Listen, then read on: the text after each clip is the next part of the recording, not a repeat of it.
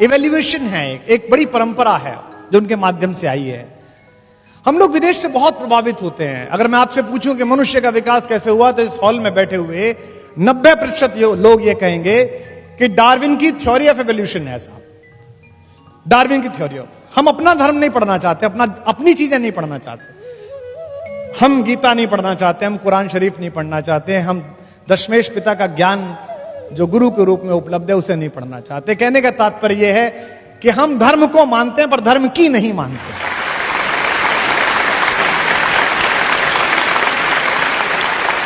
लेकिन आप ध्यान से देखें तो भारत में जो दशावतार की परंपरा है, जो हजारों वर्ष पहले, लगभग 5-6 हजार वर्ष पहले, तो इसकी कार्बन रेटिंग के प्रमाण है जिसके लिखे जाने के। डार्विन तो अभी आए हैं 100-200 साल पहले, वो बताकर गया है कि मनुष्य कैसे बना। जैसे डार्विन क्या कहता है, पश्चिम क्या कहता है कि जीवन सबसे पहले कहां शुरू हुआ? जल में शुरू हुआ, पानी में शुरू हुआ। हमारा पहला अवतार कौन है?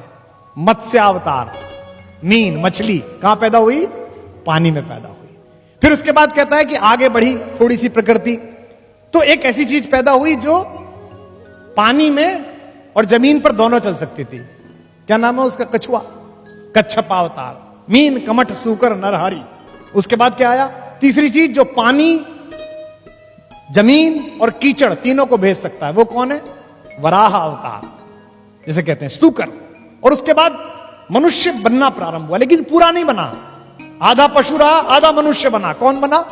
नरसिंह अवतार। देखिए थ्योरी ऑफ एवोल्यूशन चल रही है, अपने आप चल रही है, जो विदेशी समझ में नहीं आए। यहां तक आधा मनुष्य बना, अब पूरा मनुष्य बनेगा, लेकिन पूरा नहीं बन रहा, वो छोटी हाइट का बन रहा है। कौन पैदा हुआ? वामन अवतार। वो छोटा है, उसकी हाइट अभी बड़ी नहीं है। वामन के बाद कौन हुआ?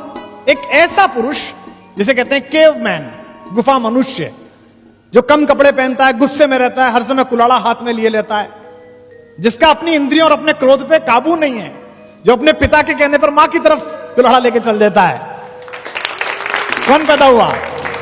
परशुराम पैदा हुआ। देखिए आप, आगे चल रही है, जिनको समझानी पड़ी लक्ष्मण को कि ज्यादा उंगली मत दिखाओ, यहां कुम्हण बतिया को नहीं। परशुराम के बाद एक ऐसा मनुष्य पैदा हुआ जो है तो दीप्ति में परशुराम जैसा, लेकिन जो ज्यादा सामाजिक है, जो मर्यादा समझता है, जो इस प्रकृति में अब जो आगे चलेगा उसका नियामन करने आया है, उसकी मर्यादा स्थापित करने आया है। उसका नाम हुआ मर्यादा पुरुषोत्तम राम, जो पैदा हुआ। तो एक तरीके से डार्विन की थ्योरी के साथ साथ आगे बात चल रही है। लेकिन राम कैसे हैं? राम शांत रहते हैं, प्रिंस चार्मिंग है, मुस्कुरा देते हैं, ज्यादा गुस्सा आते हैं, बड़े सीधे हैं, बड़े सरल हैं, सीधी बात करते हैं, विनम्र हैं। जब उनसे कहते हैं लक्ष्मण कि आप कब्जा क्यों नहीं कर लेते हो, मैं प्रतिमा नाटकम पढ़ रहा था, उसमें मैं देखा, तो उन्होंने कहा 3 तरह के पातक होते हैं। जिस पिता ने रक्त दिया है उसके खिलाफ जाऊं, ये एक पातक है। जिस मां ने मुझे सगी मां से भी ज्यादा प्यार से पाला है, उसके खिलाफ जाऊं, ये एक पातक है। और पाप जिसकी सोच की सीमाओं के बाहर खड़ा होकर पराजित भाव से देखता है, उस भाई भरत के खिलाफ जाऊं, ये भी एक पातक है। तू मेरा भाई है, बता दे कौन सा पातक करके मरूं, बता कैसे करूं। वो राम पहले सामाजिक व्यक्ति हैं। तो राम का डीएनए जो है वो रिसेशन का डीएनए नहीं है, वो इवोल्यूशन का डीएनए है। इसलिए उनमें अपने घर के सारे लक्षण हैं। उनके एक पूर्वज है दिलीप, जिन्होंने गाय को बचाने के लिए अपना जीवन उत्सर्ग कर दिया। सच्चे वाले गौपालक थे वो, ऐसे वाले नहीं जो आजकल घूम रहे हैं, अच्छे वाले गौपालक। वो उसकी तरह गौ प्रेमी है, गाय को बचाने का संकल्प कहते हैं। विप्र धेनु सुरहित लीन मनुज अवतार। तुलसीदास जी ने कहा विप्र, धेनु और देवताओं और संतों के हित में अवतार लिया है। दूसरे, वो अपने सबसे पुराने पूर्वज हरिश्चंद्र, जिन्होंने मणिकर्णिका घाट पर अपनी पत्नी से टैक्स मांग लिया था, और जब उन्होंने उस साड़ी को फाड़ा, वहीं से सतयुग के समापन की घोषणा हुई। उनका पूर्वज है वो, उसकी तरह है वो, अपने पिता की तरह बात पर अड़ जाने वाले हैं। अगर एक बार कोई बात कह ली है तो वो ही करना है।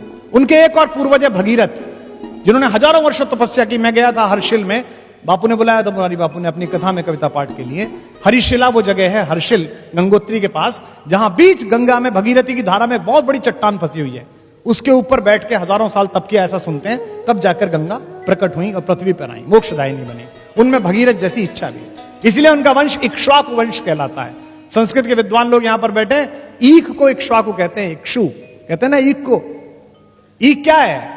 ईख अकेली फसल है जिसका सब कुछ काम में आता है। ईख प्रतीक है इक्ष्वाकु वंश का, जिसका ना रस समाप्त होता है ना यश समाप्त होता है। ये राम की बात है। वो उस खानदान में पैदा हुए। अपने राम अपने अपने अपने